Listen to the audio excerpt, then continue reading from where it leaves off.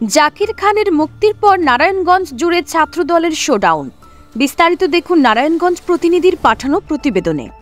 নারায়ণগঞ্জ জেলা ছাত্রদলের সাবেক সভাপতি আলোচিত নেতা জাকির খান কারাগার থেকে মুক্তি পেয়েছেন। রোববার 13 এপ্রিল সকালে নারায়ণগঞ্জ জেলা কারাগার থেকে মুক্তি পেয়েছেন তিনি।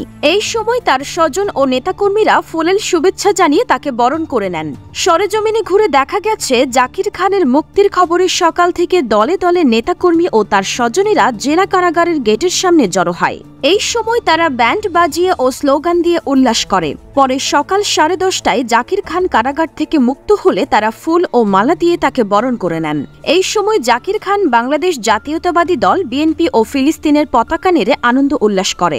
পরে গাড়িতে চড়ে তিনি পুরো শহর ঘুরে শোডাউন করেন। বিষয়টি নিশ্চিত করে নারায়ণগঞ্জ জেলা কারাগারের জেল সুপার মোহাম্মদ ফোরকান ওয়াহিদ বলেছেন, রোববার সকালে জাকির খানকে রিলিজ করা হয়।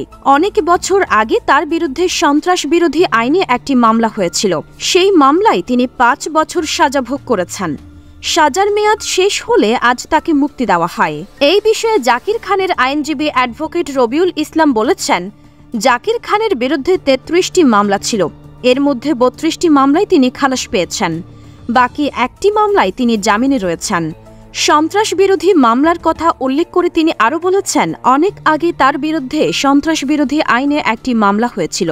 সেই মামলায় আজ তিনি সাজা শেষ করে মুক্তি পেয়েছেন। উল্লেখ্য, হত্যা মামলা সহ মোট 33টি মামলার আসামি ছিলেন জাকির খান। দীর্ঘদিন পলাতক থাকার পর 2022 সালের 3রা সেপ্টেম্বর র্যাব 11 এর একটি অভিযানে ঢাকার বসুন্ধরা আবাসিক এলাকা থেকে তাকে গ্রেফতার করা হয়েছিল।